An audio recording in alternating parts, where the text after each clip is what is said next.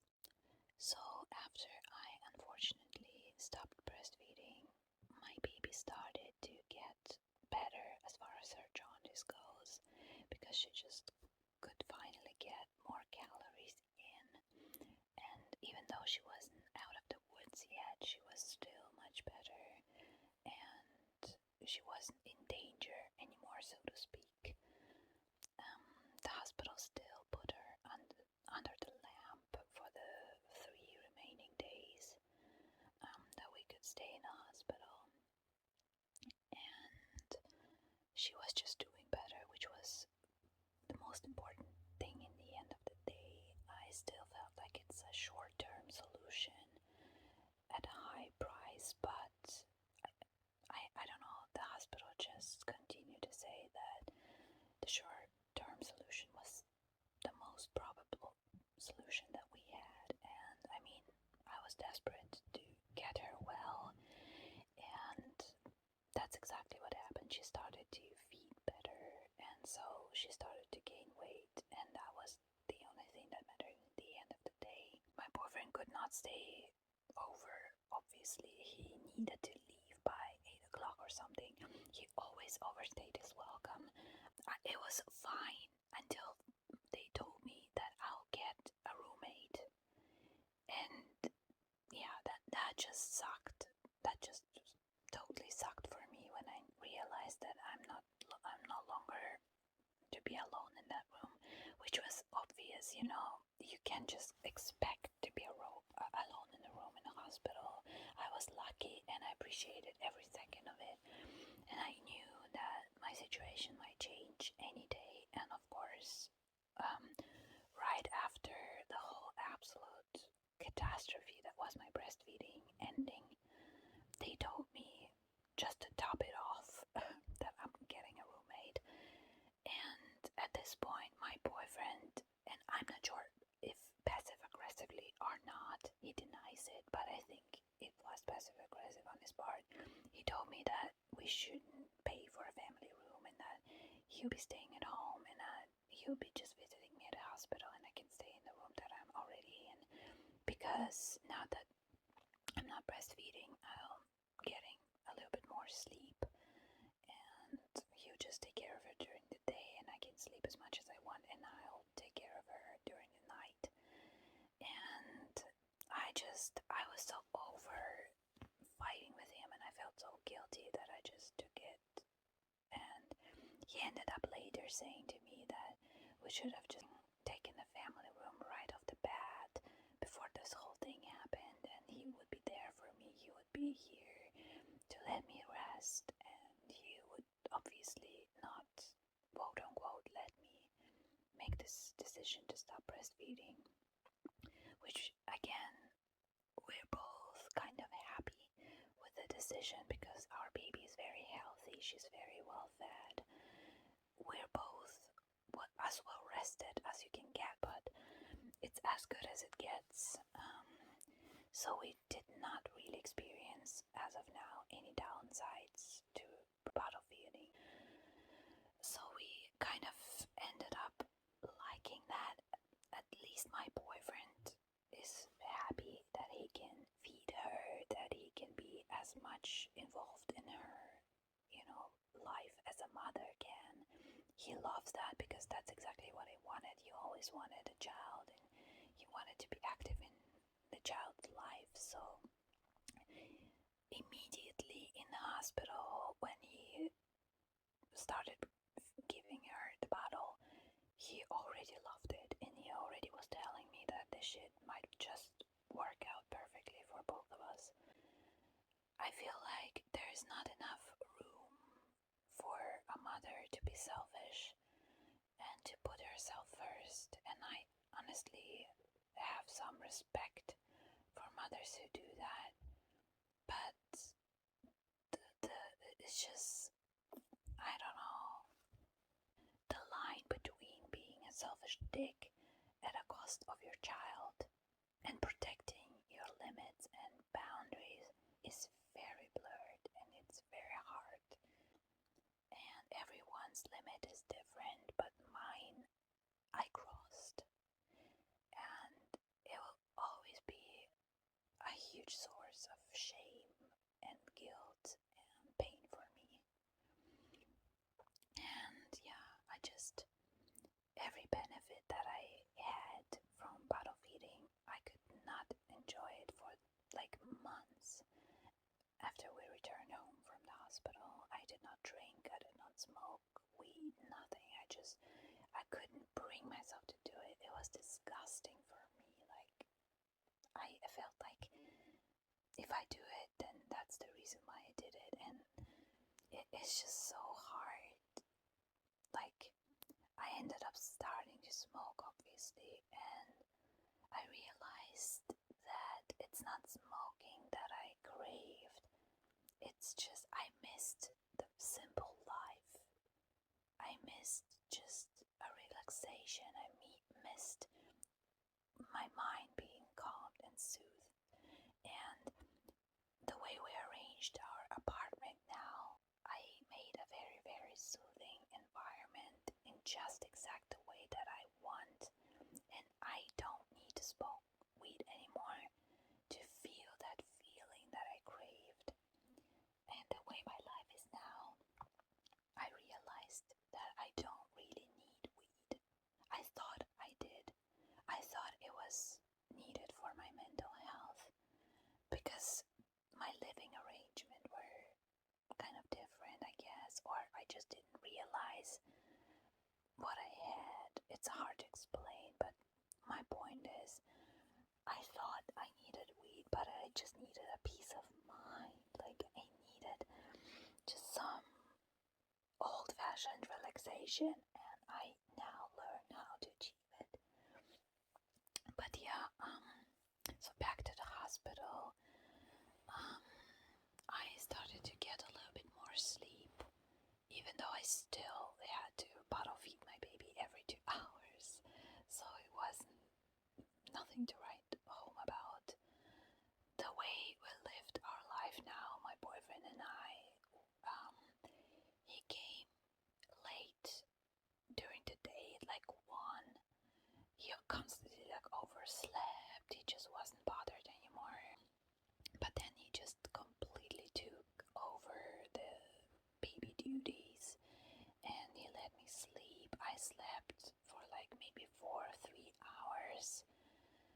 Even though honestly it just felt so sad. I was so guilty. I just did not want to leave my baby. And I felt like I was missing out on our family time, the 3 of us. It just hurt me a lot to close my eyes and turn away from them, seeing them so cute together. My boyfriend was mesmerized by the baby. He just, I guess he was still like not on great terms with me, even though he was kind to me and like he wasn't hostile or anything or unfriendly, but he was just, I guess, over me, which I get, honestly. But he was completely enchanted by our daughter, and he was holding her, looking at her, doing everything, changing her, feeding her. And yeah, so it was just, I really enjoyed that picture, seeing them together, and it just made sleep like something painful. Like I needed that, so I of course slept because I needed to be here for my baby during the night. I needed my strength, but it was such a bummer to go to sleep. Like it just added to my already growing depression, and I was warned by the hospital personnel that if I did not get my shit together and stop just crying and being depressed over my decision to stop breastfeeding, that I'll develop a hell of a postpartum depression. And I did. I just developed it. It wasn't so strong that I would want to kill myself or anything or hurt the baby, God forbid. Some people just really have it worse, but I did have postpartum depression. Now that I compare my state to the state I'm in now, even at my worst, it was crazy. But yeah, so then I would wake up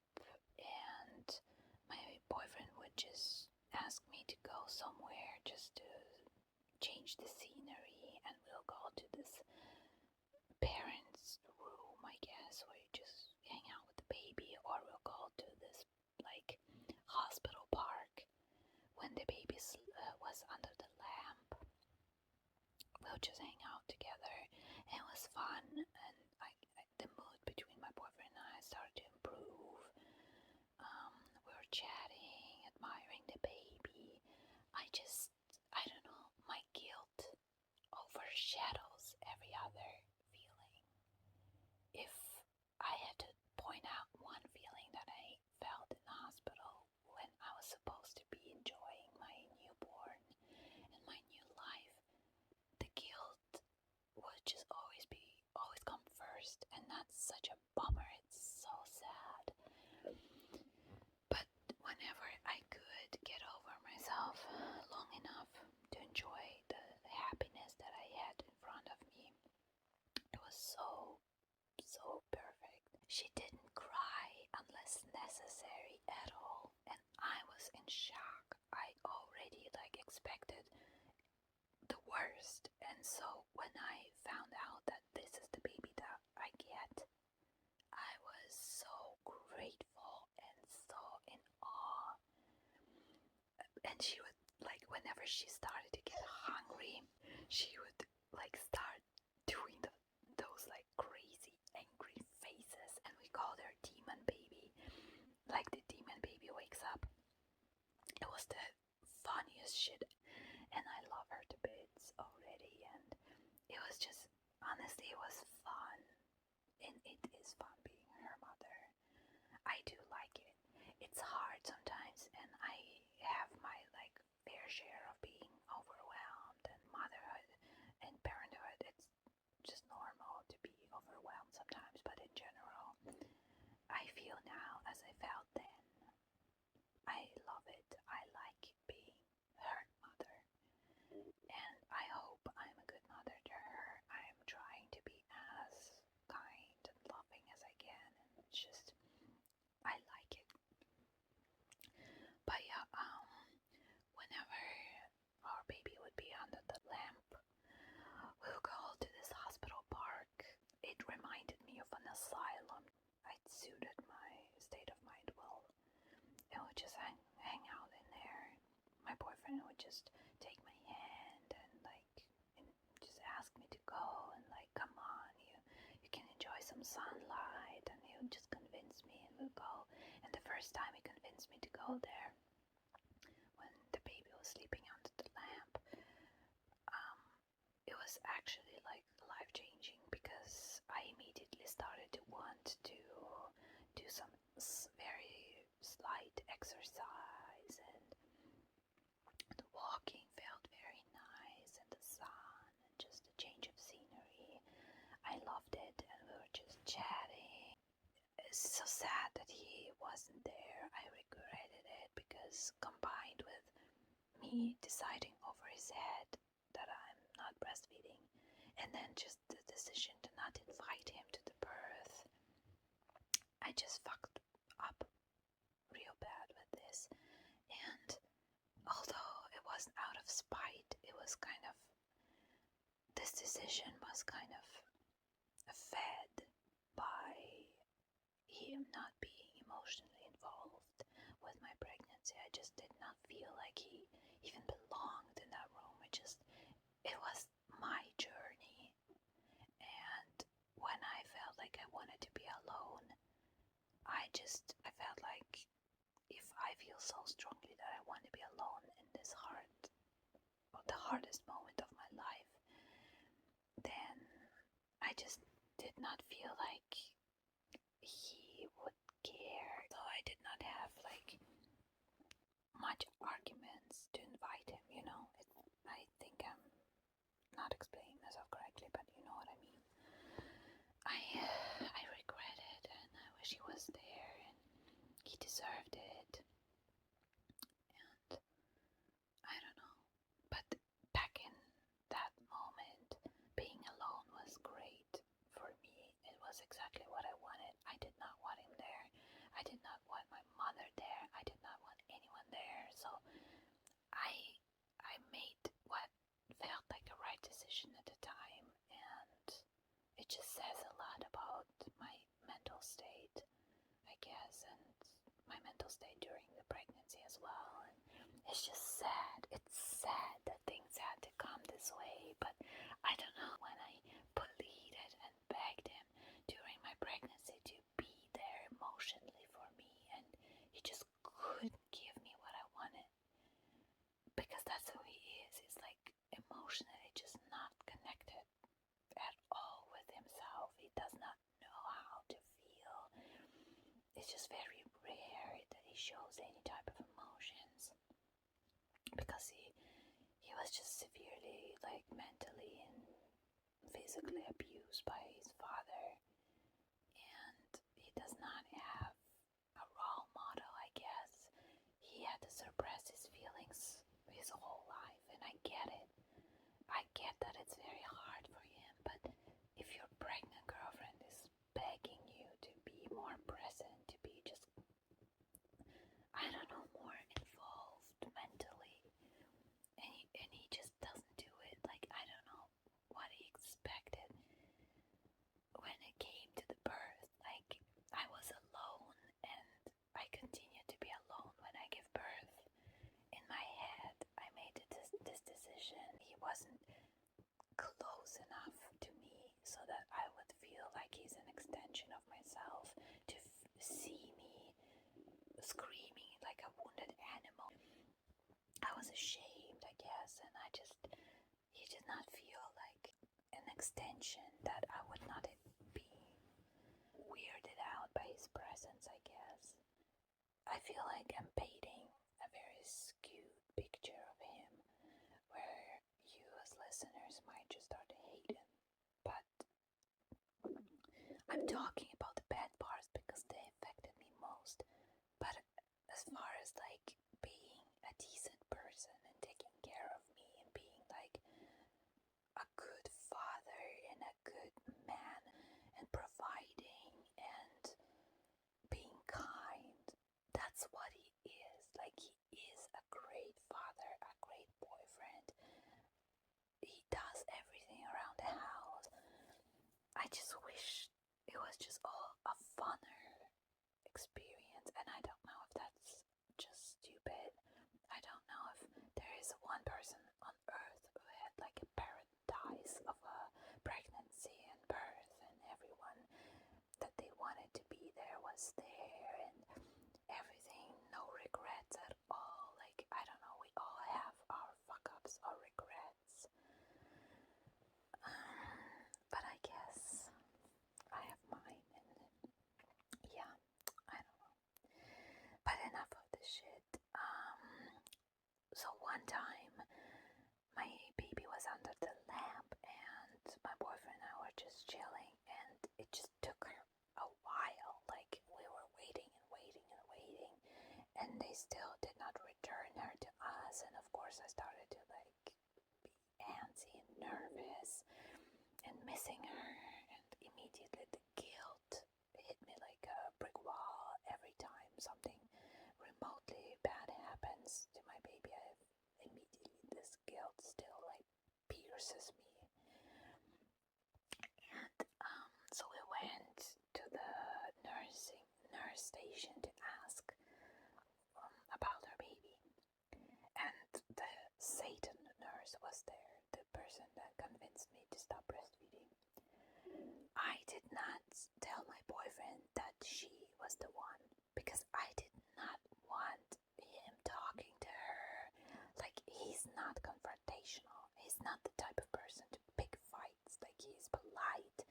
He's collected. He probably would not do anything, but I still did not want him thinking about whether or not he should say something, whatever. I just wanted peace. Like, he deserved better, and also, like, it would not be fair for me to throw her under the bus, because it was my decision. Like, she fucked up by putting pressure on me, but I did not want, like, those two people fighting over shit that I started. Like, oh my god. And so I told him that it was her only after the fact, like maybe next day or So she, when we asked about the baby, even though she told my boyfriend, right, the whole time, she was so polite and, as she does, she's like very cutesy and shit like that. This is why I call her Satan. She asked if we wanted to see her under the lamp. So obviously my boyfriend and I were like, oh, of course, sure. So she invited us through a locked door that only nurses can go through into this room, and there our baby was. She was sleeping in this glass box, you could say, under a blue light, because this helps the body metabolize bilirubin. And so this light, which could have also came from a fucking open window, and no one tells us, but whatever, this light helps the body get rid of bilirubin. So our baby was just laying there sleeping, only wearing her pampers and some glasses, I guess, to protect her eyes. And she was so small, newborn, so newborns sleep a lot, so she was just sleeping. And obviously, I guess they fed her and whatever, took care of her, changed her. My boyfriend kind of gasped when I saw her, but the nurse was like immediately, oh no, she's very peaceful and she's sleeping and she's doing very well and it's warm, and we called it like the Caribbean or whatever they call it. So she immediately helped us relax a little bit and calmed us down. And the way little babies sleep is just so cute. Our baby kind of does not do that anymore, which no, she does. She does it. She's doing it right now as I look at the baby phone. But yeah, they kind of have their arms and little fists resting at each side of their head, and it's so cute. And she told us, see, she does this thing where she makes little fists. It means that she's very content and happy, and it's just so nice to hear it. I appreciate it that she did this for us. Yeah. And then a new roommate moved in, a girl that just gave birth. We shared the room for the last couple of days in the hospital, 2 to 3 days. I'm not sure exactly anymore. And the Satan nurse told me that it will do me good to have a roommate, to have someone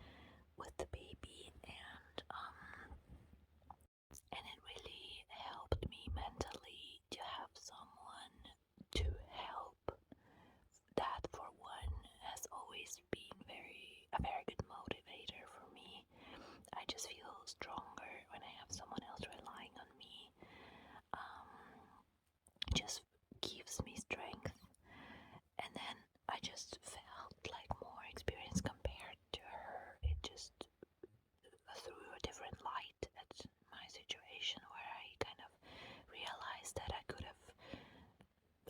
She had it a little bit harder than me because she was absolutely new at this. I had like a couple of days of experience, which is a lot, and I just felt more calm. It's like she asked me a question, I was just very happy to help her, and it was psychologically just a very good thing for me. I just felt stronger and more assessed and secure. I don't know.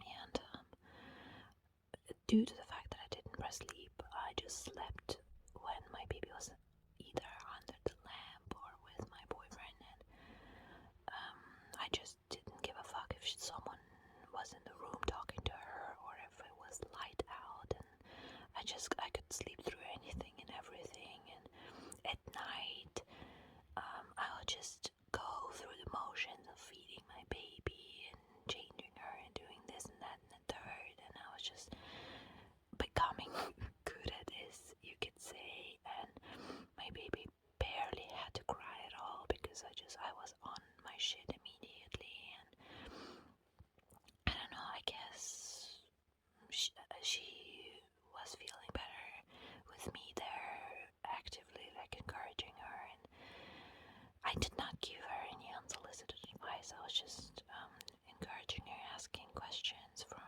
either me or the nurses, and I felt better with her there. She was also very, very cool girl. Just, it was nice, and we liked each other's company, and we didn't bother each other much. But obviously, I was extremely over this hospital stay. I just couldn't wait to get home. Like at night, I would be on a video call with my boyfriend, and he would be like doing something, assembling the baby's bed or whatever, and my cat would be sleeping in it, and I would just miss her so much, and I just know that she misses me too, and I would just be so unhappy being in this hospital, even though I found, my niche, and I found a way to make myself comfortable. But the doctor told me that it's important that my baby stay under the lamp. I asked him if we couldn't just go home, and he explained to me how important the lamp was, and I was just immediately convinced, and I told him that, that explains it, and now I have no issue staying as long as I need to. I even felt better now that I knew that the hospital was doing something for my child that I couldn't do on my own. So, but it was still a hospital. I still wanted to go home, and yeah, it was just psychologically hard. So then when they finally told me that I could probably go home the next day, I was just so happy. And they already told me something like this once, but then took it back due to my baby's chart, so I couldn't get my hopes up this time. I was just shaking, I was nervous, I couldn't yet again eat anything. I was just expecting and waiting for them to get back to me. And when the doctor came in and told me, or it was the Satan nurse, I think, yeah, when she told me that I could go home, I was so happy that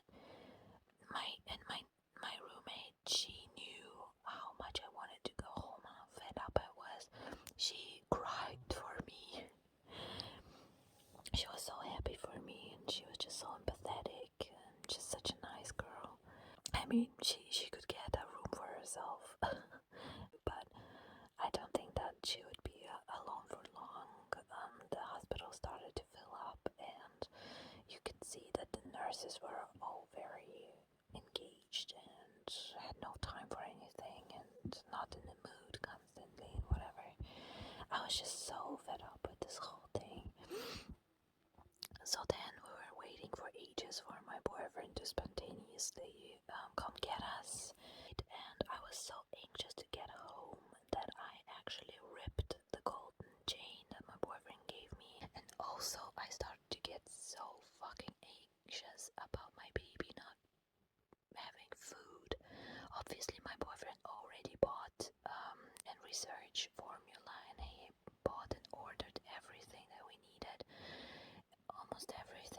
was already like bought in our apartment, and he already read the instructions and shit like that. He was like a lifesaver in that regard. He really made sure to research and react quickly, and yeah. But I was still so scared of leaving the hospital and not be provided food for her, because they'll just give me a bottle, and also it was such a huge waste.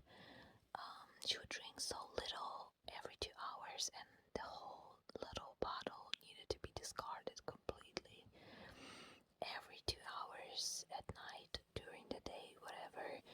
We just, either my boyfriend or I would go out into this hall and get one of the nurses to quickly warm up a bottle for us, and it took them like a couple of seconds. I don't know what type of like machinery they have that it, warms a bottle in such a small amount of time. It was actually crazy, but yeah.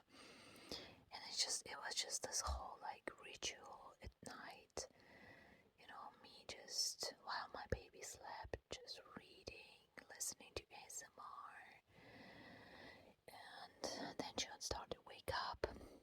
I'll run out of the room into this sleepy, empty hall where, every movement you make made an echo, and I would go in my little like flip-flops up to the nurse's station, and I would ask them for a bottle, wait a little bit in this like empty hall, and then return to my room and feed my baby and stuff like that. I'm just, you could say I'm nostalgic over it, even if it's not like that positive of a nostalgia. Still, I vividly remember. But now it was finally time for me to go, and this luxury of having someone providing me the formula every 2 hours as much as I needed was actually so great. And yeah, finally my boyfriend came and picked us up, and we got out of the hospital.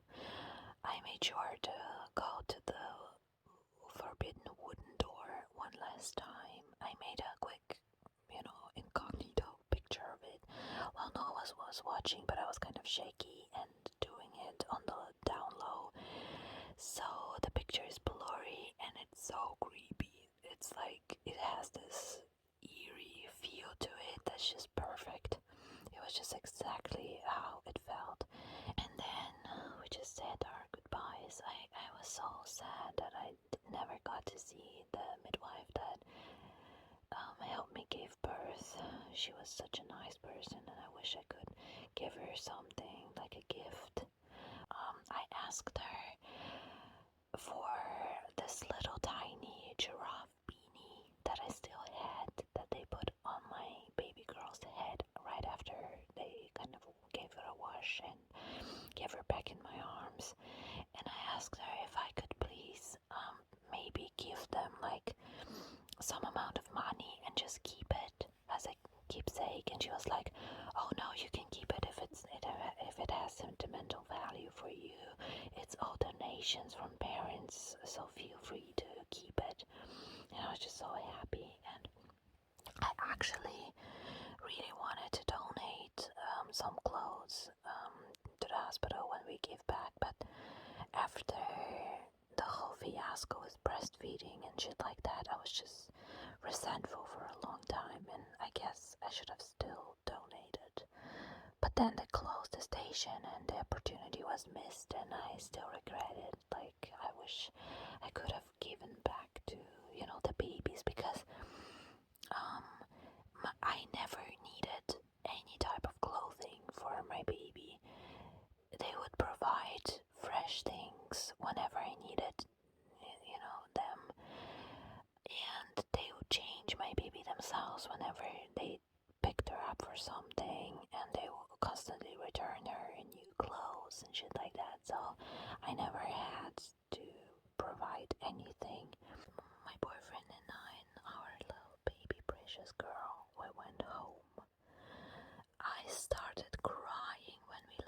hospital, I started crying. I was so happy that we're actually going home. I was just elated. I couldn't wait to just get into my bed and into my privacy. At first it was so scary to me. The anxiety was through the roof. But thankfully my boyfriend just always keeps a cool head about everything, and he just figured it all out. Oh my fucking god, like, my boyfriend, sometimes he's just like something else. We get into the car and he puts our daughter into her little car seat.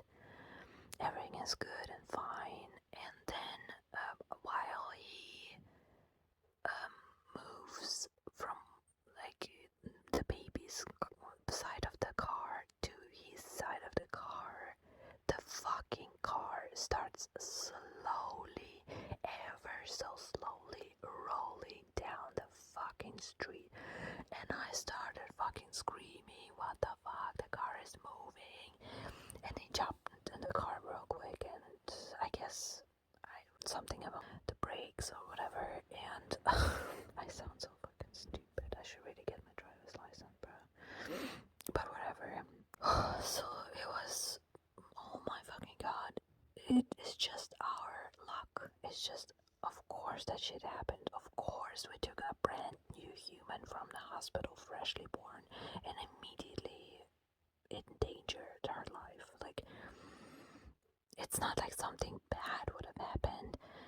The car was moving very, very slowly, but it was like approaching another car, and like, oh, it's so fucking stupid.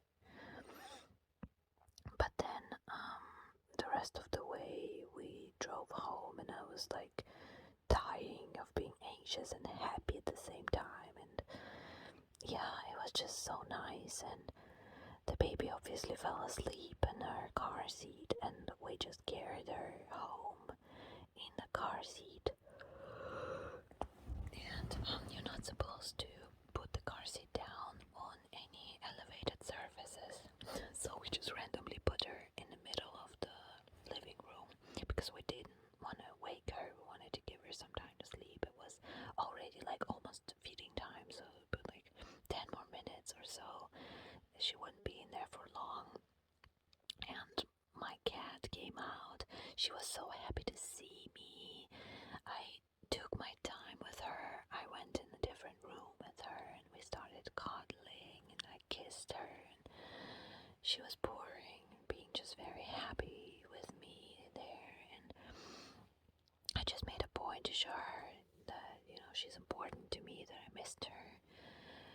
She also kept like laying in the baby's bed, which, you know, couldn't do anymore now that the baby was here, obviously out of hygiene reasons. But then she sniffed the baby in the car seat, and she was just like so weary of her and just didn't want anything to do with her. And to this day, sometimes she'll come to cuddle with the daughter, but other than that, she is like, they live their separate lives, I guess. And I'm saying the daughter, the baby, and whatever so coldly because I don't want to mention her name, but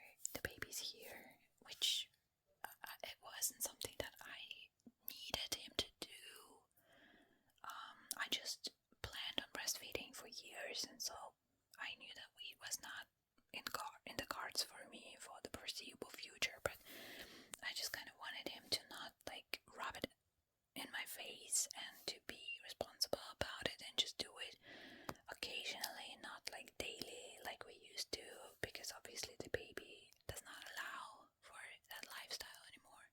And he was on board, and he actually like kept making all those big promises, as he often does, about how he would completely stop smoking weed.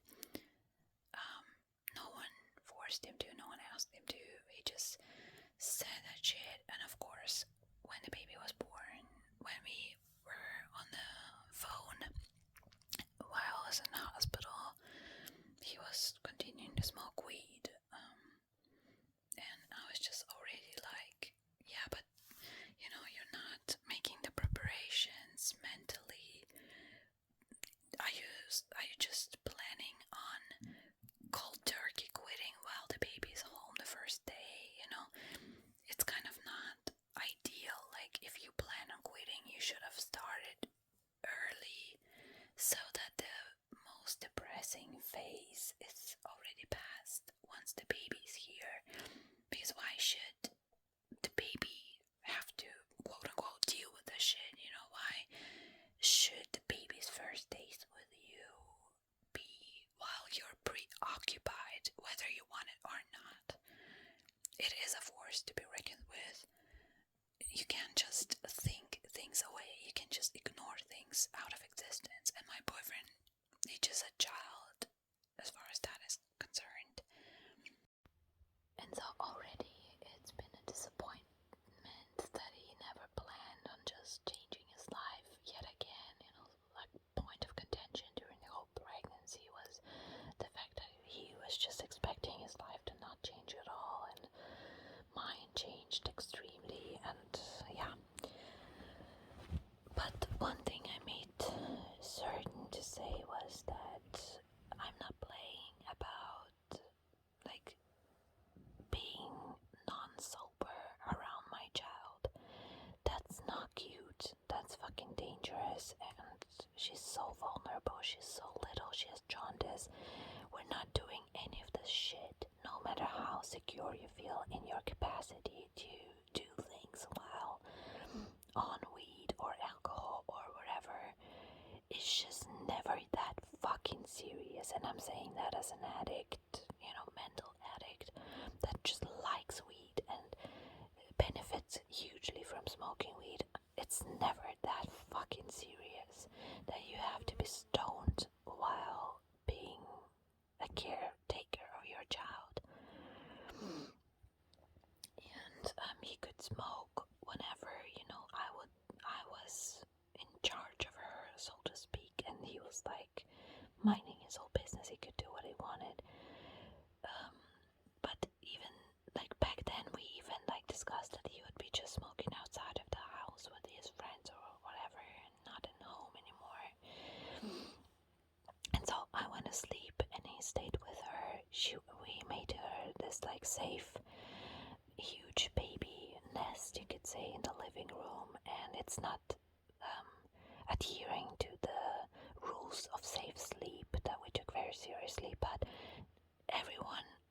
she would never ever be out of our sight when she was in the living room, so it was fine. We were constantly watching her breathing and stuff like that. So she stayed with him in the living room, and I slept in our bed, and where also the baby bed was empty right next to me. And I just couldn't sleep, and I've not been with her for long, you know, from the point of her birth.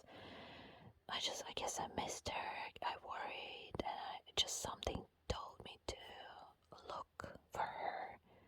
And of course, when I got up from my bed and went into the living room, she was alone on the couch, and my boyfriend was outside, door open, and it smelled like weed.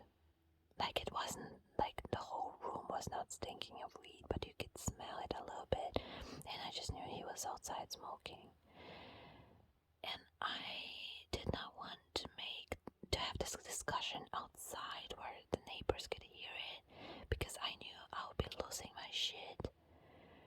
So I just sat there in complete shock and just disappointment and sadness, crying, like watching my baby, and until he was done with this shit. And he walked in, and when he saw me, his whole face fucking dropped, and he knew he got caught. And I was like, I cannot believe that you do this shit. And he was just standing there quiet, like a fucking shamed toddler. And I was like, the neighbors could smell it. We just brought the baby home. Like, how fucking white trash can you get? Like, you couldn't wait one day. You couldn't. It's not like you're pressed for smoking opportunities and this is what you do. And he was just standing there quiet, and I'm like, I'm taking over this shift, even though I was awake for the night and the whole day, you know. And I'm so disappointed in you. And he just got on his knees in front of me, took my hands and pressed his face to my knees, and he was like so apologetic and kissing my hands and whatever. So I just really thought that he was really apologetic, and I'm not the person that enjoys torturing other people, you know. So I was like, I forgive you. I actually like stroked his hair or whatever, and I just told him, but please go, get away from me. And he just went away without saying another word, and he went to sleep. And I was alone with the baby just crying. I was so tired. It was just a whole week of barely sleeping, and then like more than a day or a day and a half of just no sleep at all. And now I had to go through the night again, and I was just the last thing he told me was that he put his alarm clock for like 1 a.m. or something. And when the baby woke up, I forgot all the rules of making her formula, so I just took a bottle. He also bought like some ready-to-go bottles, and I gave her that one, wasting like 90% of it because my baby only drank like a little bit. But it was like, I said to her, it's on Daddy's time. I don't give a shit. We do what we can now. And then he woke up. He walked up to me, and I was just crying my eyes out quietly. And he was like, go to sleep and I'll take over. And he took over from now, you know.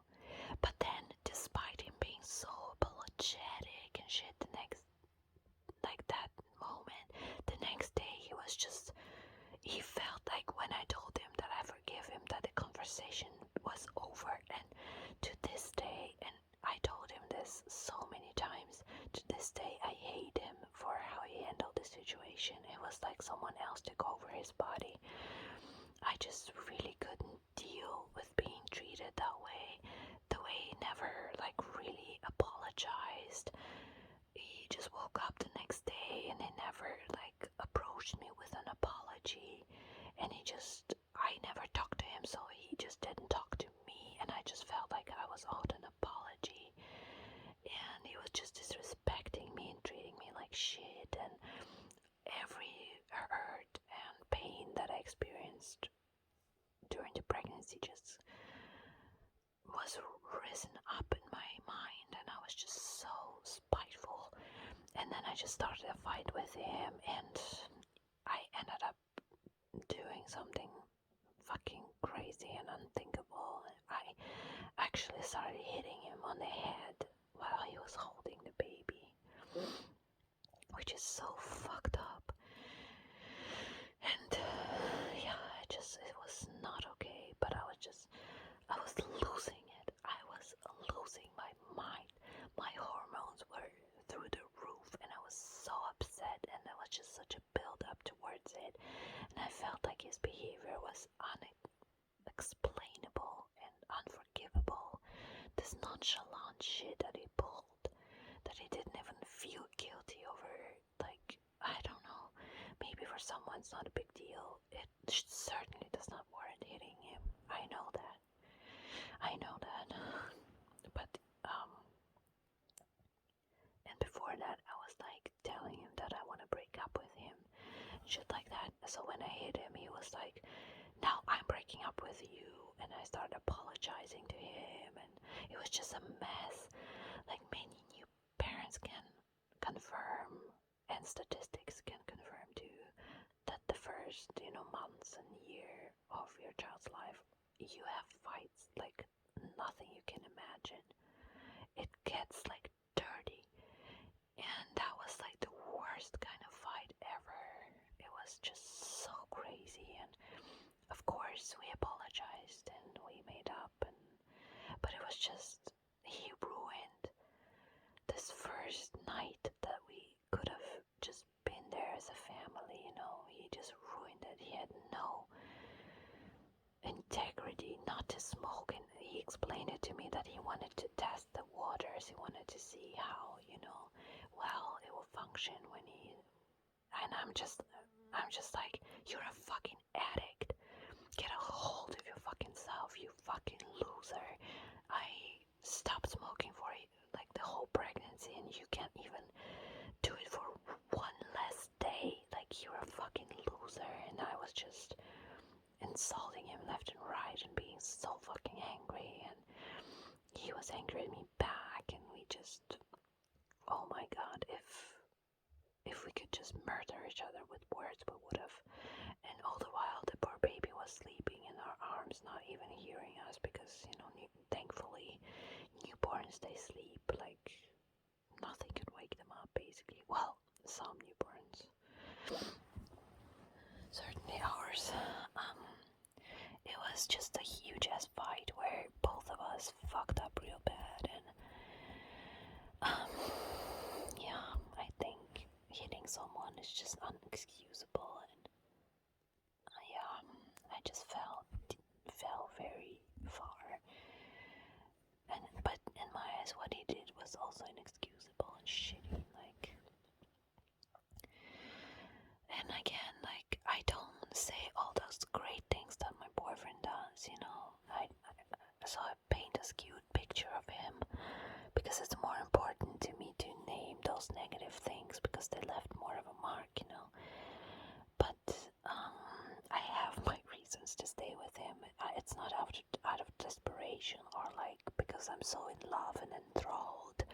I am in love with him, but I'm staying with him willingly as a woman that could take care of myself and my baby on my own. But I choose to stay with him because I love him, and it's like 70% good stuff, and the 30 just sometimes ruin everything. And especially when both of us are under stress, like he has some quirks about him that I fucking hate, like lying to himself, and just wishful thinking is one of them. And I guess he's like inability to moderate some things, like he would overeat his favorite food. He's just a man of excess sometimes. He just doesn't have moderation, and I'm an anxious person that has like some weird form of maybe like compulsion where I'm just so about control, and it just annoys me. And I know it's not his fault. It's not his fault. It's just something where we're incompatible about a lot of things, and I guess he's less emotional than I, because he has his reasons. It's due to his upbringing, and yeah, it's hard for me even to explain, and it was very hard for me to talk about that fight. But yeah, we managed to survive it, and we managed to survive many other fights and little just disagreements and huge disagreements. And I guess the thing that always kept us together was the fact that none of us, we don't want to break up. We just don't. relationship. In the more than a decade that we've been together, our relationship was never in danger, no matter how much we fought. It was unfortunately not the first time I beat his ass, and not proud of it yet again. So fucking hate myself for it, and so not okay. But he always forgiven me, and I forgiven him whenever he fucked up, and we just wanted to be together. Whenever we met up after a fight, it was always to make up. It was always like just a hug immediately, and just talking, and smiling at each other.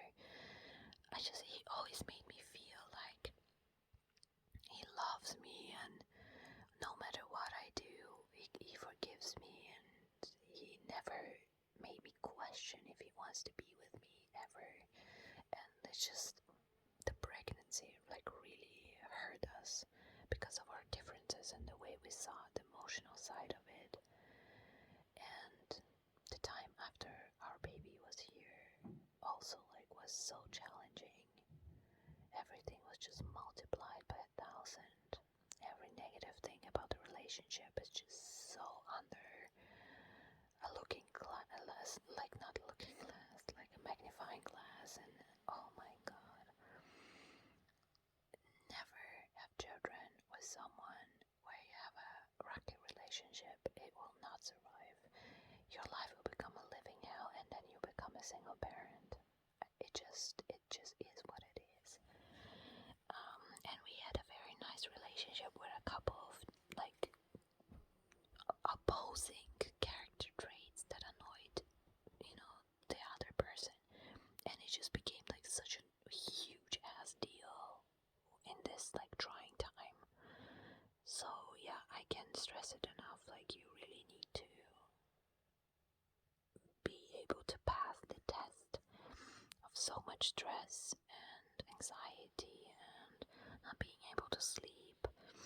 And again, beating someone's ass over smoking weed is never warranted, no matter if the baby's involved or whatever. I was just so anxious, and I'll talk about motherly anxiety later because it's a huge topic, but I just needed to learn to dial down my anxiety. Same with COVID. COVID was sent in my life to teach me that lesson prior to my baby's birth. And I'm grateful for it now, because long-term anxiety is not a good solution. And I needed to learn that the hard way twice. You cannot mix anxiety and wanting to be perfect about everything and to check every box. You cannot mix that with long-term time stretches. You need to relax. You need to sit your ass down and relax and let God handle a couple of things. I wanted us to be perfect monks of parents, and we're flawed people, and we need our relaxation. And 4 months after we brought our baby home, I started smoking weed a little bit too, because we made a rule that this child will always have a sober parent in their house, and a sober parent watching over them, being there for them. And the other person can smoke some weed, a little bit, not to get shit-faced, not to get high out of their ass, but just to relax and have some fun. And that's exactly what we do now, and it works for us, I guess. It's not ideal, it's not something I'm proud of, it's not something I recommend even, but as a parent, you do what you need to do to keep your sanity and your good mood, and to keep your blood pressure and your stress down, to keep your sleep working, and you just need to have your soul be still intact, and you just need to do what you need to do, I guess, on moderation, obviously.